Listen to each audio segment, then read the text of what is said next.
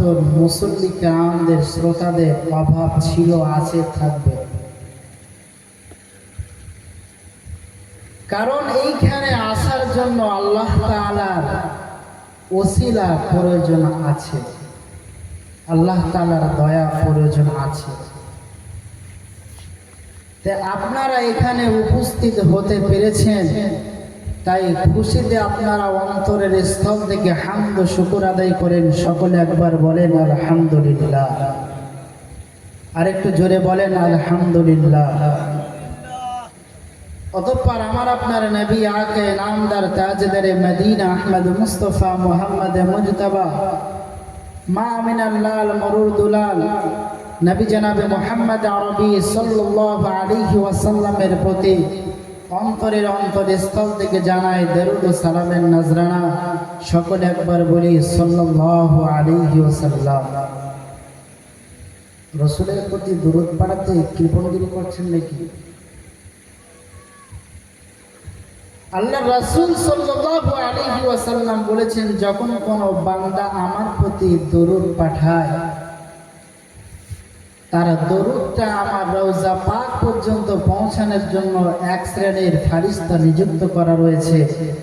আপনি দরুদ পাঠ করবেন, ফারিস্তা আপনার দরুদ দিয়ে রাসূলের রওজায় উপস্থিত আল্লাহর রাসূল স্বয়ং আপনার দরুদের জবাব দিবে। জোরে বলুন সুবহানাল্লাহ। তাহলে দরুদ পড়তে কষ্ট হয়? একটু জোরে বলা যাবে না সাল্লাল্লাহু আলাইহি ওয়াসাল্লাম? যাই হোক, আপনারা এখানে উপস্থিত যে কজনাই হয়েছেন, তবে এইভাবে সিস্টেম মজলিসে বসার নয়। আপনাদের কাছে আমি অনুরোধ করব, আমি আমার বায়ান শুরু করার আগে সকলকেই বলবো, আপনারা যে কজনাই আছেন সামনের দিকে সরে আসেন। জি বাবা, দরুদ পড়তে পড়তে সরে আসেন। দরুদ শরীফ আল্লাহুম্মা সাল্লি আলা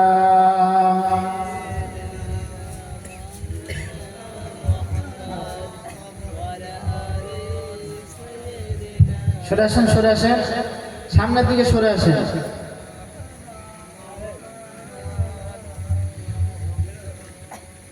যাই হোক, আমি আপনাদের সম্মুখে পবিত্র মহাগ্রন্থ কোরআনুল কারীম সূরাতুল বাকারার 28 নম্বর আয়াত তেলাওয়াত করেছি। কয় নম্বর? 28। এই আয়াতকে সম্মুখে রেখে আজকের আলোচনা শুরু হবে। এই আয়াতকে সম্মুখে রেখেই আজকের আলোচনা শেষ হবে ইনশাআল্লাহ। আমি কোরআন হাদিসের বাইরে ইনশাআল্লাহ কোনো ধরনের কথা আপনাদের সম্মুখে বলবো না। আপনারা মনোযোগ সহকারে আমার কথাগুলো শুনবেন এবং নিজের জীবনে আমলে আনার চেষ্টা করবেন। সকলে বলেন ইনশাআল্লাহ। আমি আমার বায়ানের দিকে অগ্রসর হওয়ার পূর্বে আমি জানাতে চাই, দুনিয়ার জমিনে আমরা যে সমস্ত কর্মগুলো করে থাকি, প্রত্যেক কর্মের পিছনে একটা করে কারণ অবশ্যই থাকে না? থাকে না? জোরে বলে থাকে। আপনি এই মাহফিলে উপস্থিত হয়েছেন, এর পিছনে একটা কারণ আছে না? না, নেকি উপার্জন করবেন, কোরআন হাদিসের জ্ঞান শুনবেন, কথা শুনবেন, সেগুলো নিয়ে নিজের জীবনকে পরিচালনা করবেন, এটা আপনাদের উদ্দেশ্য। দুনিয়ার শুরু থেকে নিয়ে শেষ পর্যন্ত যত মনুষ্য জাতি দুনিয়াতে আসবেন, যে সমস্ত কর্মগুলো তারা করবে, প্রত্যেক কাজের পিছনে একটা করে উদ্দেশ্য থাকবে অবশ্যই। অনুরূপভাবে মহান স্রষ্টা আল্লাহ রাব্বুল আলামিন আমাদেরকে সৃষ্টি করেছেন। এই সৃষ্টি করার পিছনে কোনো কারণ আছে না? না, যেটা বলে আছে না? আল্লাহ তাআলা মহাগ্রন্থ কোরআনুল কারীমের মধ্যে বলেন, আফাহাসিবতুম আন্নামা খালাকনাকুম আবাসা। আল্লাহ রাব্বুল আলামিন মহাগ্রন্থ কোরআনুল কারীমের মধ্যে বান্দাদেরকে সম্বোধন করে বলেন, বান্দা তোমরা কি মনে করেছো আমি আল্লাহ রাব্বুল আলামিন তোমাদেরকে দুনিয়াতে অনর্থকভাবে সৃষ্টি করলাম? আল্লাহ তাআলা বলেন, দুনিয়ার সমস্ত বান্দা তোমরা শুনে রাখো, আমি আল্লাহ তাআলা তোমাকে কি খামোকা সৃষ্টি করলাম? আমি আল্লাহ তাআলা তোমাকে কি অনর্থক সৃষ্টি করলাম? আমি যে তোমাদেরকে সৃষ্টি করেছি, এই সৃষ্টির পিছনে কি কোনো কারণ নাই? অপর জায়গায় আল্লাহ রাব্বুল আলামিন মহাগ্রন্থ কুরআনুল কারীমের মধ্যে জানায় দেয়, দুনিয়ার মানুষ তোমরা শুনে রাখো, আমি আল্লাহ রাব্বুল আলামিন তোমাদেরকে খামোকা সৃষ্টি করিনি। তোমাদের সৃষ্টি করার পিছনে একটা মহৎ উদ্দেশ্য রয়েছে। তোমাদের সৃষ্টি করার পিছনে একটা কারণ রয়েছে। কারণটা কি? আল্লাহ রাব্বুল আলামিন বলেন, ওয়ামা খালাকাতুল জিন্না ওয়াল ইনসা ইল্লা লিয়াবুদুন। আমি আল্লাহ রাব্বুল আলামিন তোমাদেরকে খামোকা সৃষ্টি করিনি। আমি আল্লাহ রাব্বুল আলামিন তোমাদেরকে এমনি এমনি সৃষ্টি করিনি। তোমাদের সৃষ্টি করার পিছনে একটা মহৎ উদ্দেশ্য রয়েছে। আল্লাহ রাব্বুল আলামিন বলেন, বান্দা তুমি শুনে রাখো, আমি আল্লাহ রাব্বুল আলামিন তোমাদেরকে সৃষ্টি করেছি একমাত্র আমার ইবাদত বান্দেগি করার জন্য। কিসের জন্য? ইবাদত বান্দেগি করার জন্য আমি আল্লাহ রাব্বুল আলামিন তোমাদেরকে সৃষ্টি করেছি। আমি আল্লাহ তাআলা তোমাদেরকে কিন্তু খামোকায় সৃষ্টি করিনি। আর এই কথা মনুষ্য জাতি দুনিয়াতে এসে ভুলে যাবে, আল্লাহ তাআলা ভালো রকম জানেন। আল্লাহ তাআলা জানতেন যে বান্দারা দুনিয়াতে যাবে, দুনিয়াতে শয়তানের ওয়াসওয়াসাতে পড়ে তার রবের উদ্দেশ্যকে ভুলে যাবে। এই জন্য যুগে যুগে আল্লাহ তাআলা রাসূল পাঠিয়েছেন, নবী পাঠিয়েছেন। জোরে বলুন। নবী আদম আলাইহিস সালাতু ওয়াস সালাম থেকে নিয়ে আমাদের নবী পর্যন্ত আল্লাহ রাব্বুল আলামিন অগণিত নবী ও রাসূল দুনিয়ার জমিনে পাঠিয়েছেন প্রত্যেক জাতির কাছে।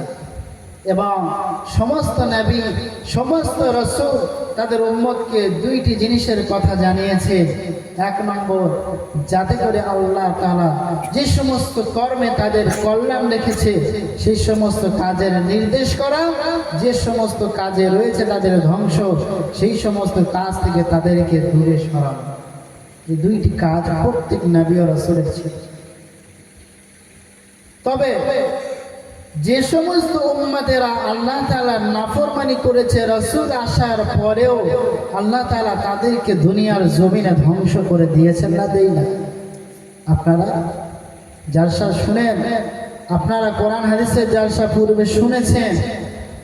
দুনিয়ার জমিনে যখনই কোনো জাতি, যখনই কোনো মানুষ তার রবের নাফরমানি করেছে, আল্লাহ তাআলা দুনিয়াতেই তাদেরকে ধ্বংস করে দিয়েছে। ব্যতিক্রম উম্মতে মুহাম্মদ। এক্সাম্পল স্বরূপ আমরা নিতে পারি নবী নূহ আলাইহিস সালাতু ওয়াস সালাম। নূহ আলাইহিস সালাতু ওয়াস সালাম যখন তার সম্প্রদায়ের কাছে দ্বীনের দাওয়াত দিতে লাগলেন যে আল্লাহ ছাড়া কোনো উপাস্য নয়, এক আল্লাহর ইবাদত করতে হবে, তিনি ছাড়া কোনো মাবুদ নেই,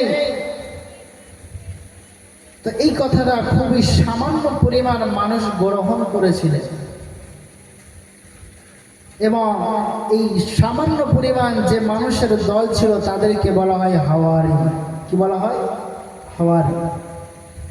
হাওয়ারিগণ একদিন নবী ঈসা আলাইহিস সালাতু ওয়াস সালামের কাছে গিয়ে বলেন, ইয়া ঈসা ইবনে মারইয়াম হাল ইয়াস্তাতিউ রাব্বুকা আন ইউনাজ্জিলা আলাইনা মাইদাতাম মিনাস সামা। ঈসা নবী আলাইহিস সালাতু ওয়াস সালামের সম্প্রদায় হাওয়ারিগণ ঈসা নবী আলাইহিস সালাতু ওয়াস সালামের কাছে এসে নবী ঈসা আলাইহিস সালাতু ওয়াস সালামকে বলেন, ইয়া ঈসা ইবনে মারইয়াম, হে মরিয়মের পুত্র ঈসা, তুমি যে রবের কথা আমাদেরকে জানাও, তুমি যে আল্লাহর কথা আমাদেরকে শোনাও, তুমি যে রবের একত্ববাদের কথা আমাদেরকে জানাও, তুমি যে রবের ইবাদত করার আদেশ আমাদেরকে দাও, এই রব কি আমাদের জন্য আসমান থেকে খাবার অবতীর্ণ করতে পারবে? কি ধরনের আবদার? ঈসা নবীকে তারা প্রশ্ন করলেন যে নবী ঈসা, তুমি যে রবের কথা আমাদেরকে বলছো, তুমি যে আল্লাহর কথা আমাদেরকে বলো, এই রব কি আমাদের জন্য আসমান থেকে খাবার পাঠাতে পারবে? দস্তরখানা খাঞ্চা ভর্তি খাবার? আচ্ছা বলেন, আল্লাহ তাআলা এই কাজ করতে সক্ষম না সক্ষম নয়? যিনি কোন বললে হয়ে যাবে, কোন বললে আবার ধ্বংস হয়ে যাবে, সে রব সম্পর্কে তারা কি বলে যে তুমি যে রবের কথা বলছো, তিনি কি পারবে আসমান থেকে খাবার অবতীর্ণ করতে? ঈসা নবী আলাইহিস সালাতু ওয়াস সালাম উম্মতেরা মন আবদার শোনার পর নবী ঈসা আলাইহিস সালাতু ওয়াস সালাম মনে মনে চিন্তা করলেন, ইতিপূর্বে যে সমস্ত উম্মতরা তাদের নবীর কাছে আল্লাহ তাআলার কাছে মুজিজা চেয়েছে, আবদার করেছেন, তারা সকলেই ধ্বংস হয়ে গিয়েছে। আমি মনে মনে ভয় করি এরাও চায় আল্লাহ তাআলা আসমান থেকে খাবার অবতীর্ণ করো। অতএব আমার মনে হয় এরা আস্তে আস্তে ধ্বংসের দিকে অগ্রসর হচ্ছে। নবী ঈসা আলাইহিস সালাতু ওয়াস সালাম তাদেরকে বললেন, ইন কুনতুম মুমিনিন, আসলে তোমরা যদি মুমিন বান্দা হয়ে থাকো, এই বিষয়ে তোমরা আল্লাহকে ভয় করো।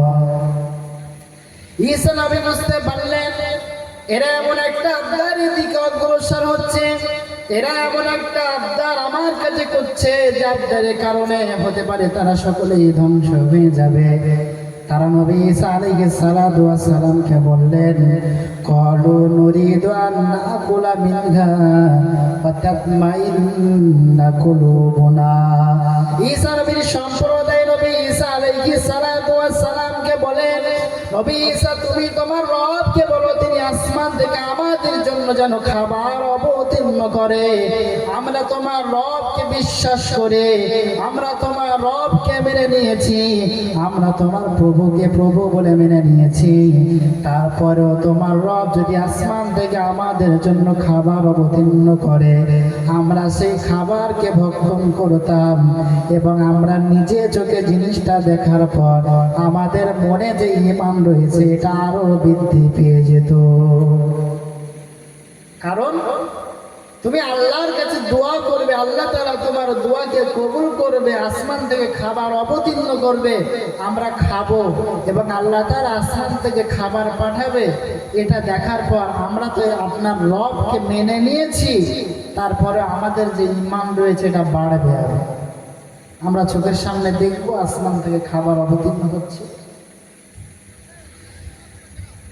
ঈসা আলাইহিস সালাতু ওয়াস সালামের সম্প্রদায়ের পীড়াপিড়িতে ঈসা আলাইহিস সালাতু ওয়াস সালাম রাজি হয়ে গেলেন। রাজি হওয়ার পর আল্লাহ রাব্বুল আলামিনের কাছে দোয়া করলেন, আল্লাহুম্মা রাব্বানা আনজিল আলাইনা মাইদাতাম মিনাস সামা।